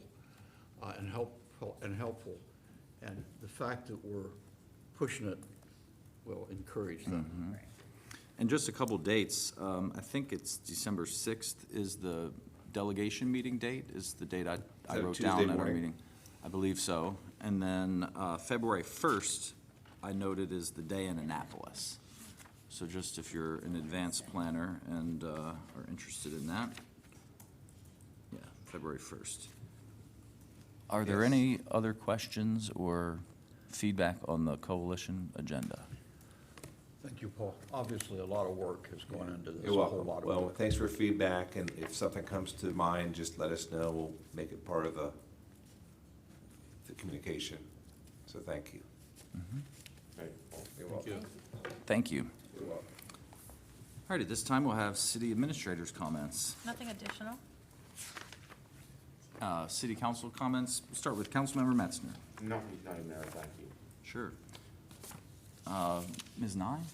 Only that the Forsyth building evidently had no bids on it, and I think that we should continue to perhaps pursue it through, I believe it's the son-in-law who's now taking Yes, over with it. did attend the auction Yeah. itself, did not go off. There was an Right. issue with pretty high expectation on the reserve, Yeah. so. Yeah. But it, like I said, I think that maybe now, knowing, because the building is becoming, Do we you know know, what that number was? 175, I believe. Oh, that's lower than I thought. yeah. Well, I do have, I notice on my calendar, I have a meeting set up with staff on November 1st Yeah. to Okay. discuss it, so. Yeah, because honestly, you know, like I said, the son-in-law is the one who is handling it, and I just think that it would be good that the city, I learned something in the article about that auction, which was that Nathaniel Rochester had a part in the construction of that mill. oh, really? So, just goes, so you could still learn something from It reading was the Herald like Mail being at even at Rose my Hill age. Cemetery at Yeah. the, you know, what was 150th?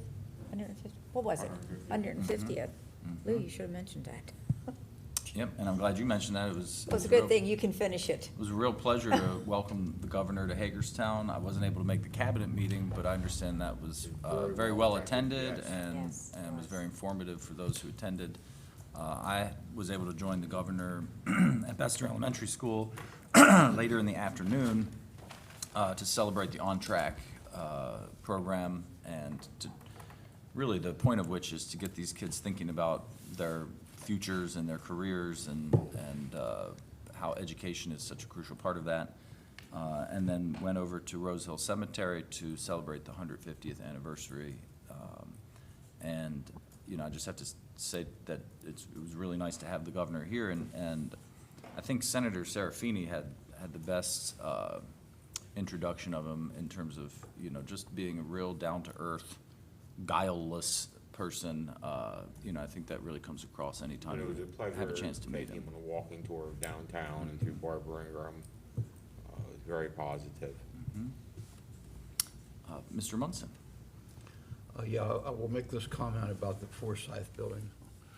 I'm not the least bit interested in taking on the Forsyth building if it means that we have to have a piece of blighted property that we cannot tear down as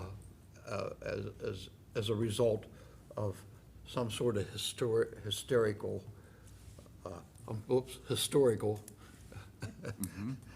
that was intentional, historical rules and regulations. If we take that on, I want to be able to use the land. There are too many good things that the land can be used for instead of a building that we are going to have to wait till it falls down. My understanding I is that think the that old Lou stone said- mill is the real historically valuable part of the property, and that is not as in terrible shape as all the junk that's all around it. That's my understanding. There could be some potential for That it- the old mill itself. Right. I'd also like to make this point. Tomorrow, I am attending the MPO meeting in Martinsburg, West Virginia, on behalf of Councilman Brubaker. Tomorrow, we will be discussing extensive discussions concerning 81 and there will be decisions made concerning the progress of rebuilding 81, which are going to be critical to the project. Now, I'm hearing rumors that it's expected that those decisions are going to be in the positive, and I'm certainly going there with the intention of committing my vote to make the changes that need to be made in 81. Hopefully, I'll be able to come back here next time and say, we did it. Well, thank you for attending that, and I know Marty's been a great leader and champion for us in that organization. Yes. So thanks for carrying that torch. Mr. Alshire. Couple of things. First, I want to apologize. As I had stated, I was not able to attend the chamber candidate forum last week. I had committed to attending the Maryland Municipal League Board of Directors meeting, the fall conference down in Solomon's Island, which is not really an island and really, really far to get to, relatively speaking. But there were two things from that meeting that I would bring back, and the first is there were really three sort of legislative items that MML is going to focus on this year, and I wasn't real supportive, I think, in just reading item 3 in the list, and I think everybody probably got the email from MML. But I think the bigger issue for me, and we just talked about it here about this blighted buildings, is there were really sort of 5 things, and the blight and foreclosure issue, if you will, there were sort of 3 priority items. One of which is always HUR, but the blighted one sort of got pushed to this second tier of the 4th and 5th issue, and I was going about some of the other members there from the other municipalities who I think were both a bit surprised that item number 3 was sort of at the forefront, and the blighted issue got sort of pushed down the list as almost like a watch type issue, and I think that it renewed my curiosity, because MML sort of has a legislative committee of which Marty has served on, and I believe still serves on, but of how the members are engaged to sort of take a vote, if you will, of the items, much like our lobbying coalition does, and in the past I've had some concern with that, and then you sort of go around and talk to some other folks at the meeting and at the conference, and they're like, this blighted thing's a pretty big issue in our community. We wish that the state would get its arms wrapped around it. And so I think one of the things I'd like to sort of encourage MML to do during my tenure on the board here for the year is provide a maybe cleaner process of, here towns, here's the items, rather than, hey, give us some feedback on what you think, much like we do with the coalition, but say, here's the items, give us some ranking process, because I think on average, if you had to talk to the average town, the blighted and foreclosed and vacant properties, that issue is not just in Hagerstown. Mm-hmm. It's in every town across this state. It is at the forefront of their thought process. It is the most visually apparent, to the aesthetic quality of life issues, and that would probably be ranked right up there with highway user revenue if given sort of a voting process to do so. So that's just Can you just review quickly what those top 3 items were? I'm not sure I don't have the sheet on me. I didn't mean to put you on the spot. I No. just didn't know if you could recall off the top of your head, because I'll get you the sheet. I'll have to go back and look through my emails. I know we got something from MML recently. Well, thanks for attending that on our behalf. Let's see, it has been a busy week. Can I Yes, mention go one last ahead, thing? sure.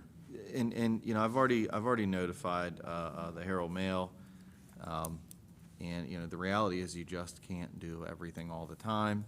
I've let the other folks know, the Herald Mail and the candidates, I will not be able to attend the Herald Mail Forum, which is Thursday. Thursday evening, I'd already committed to a vacation with family, and the reality is the kids are out this week, Thursday half a day, and so, I'm sure all of you have been there, you sort of take advantage of those times during the school year, to get away and do those things with the kids, when those, when they do get those days off, so. Yeah. Well, again, I want to thank the governor for coming to town, and we certainly enjoyed having him here, and I think it was a very eye-opening day for him.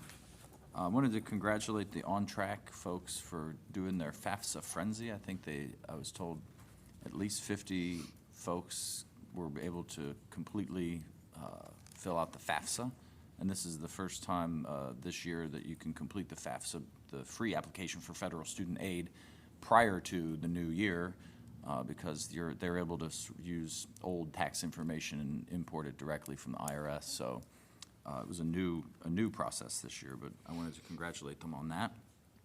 Also, wanted to congratulate Mason-Dixon Insurance. There was a ribbon cutting last Thursday evening for them that didn't really get announced too far in advance, so I wanted to give them a shout out. They are up on the 5th floor of 20 West Washington Street, the Grand Building. Very nice office, and just wanted to reiterate what a great job Mike Fitzgerald's done in fitting out that building and leasing it up. Also wanted to mention, it was mentioned before, but I went to another grand opening today for the chiropractor who specifically stated that he obtained that property to lease because it was right on the cultural trail, and thinks that was a really great thing for the city to do, and he's excited about the potential for it. And he does great work. Well, yeah, and it's a really very nice office there, and he's got a great landlord in Commissioner Barr. And also, just wanted to thank the students in Ms. Kozlowski's second grade class at Fountaindale Elementary School for having me in there today to talk about what we do in local government, which is always one of the most fun parts of the job. So, if there are no other comments, then we're adjourned. Thanks. Yeah, I've been trying to find a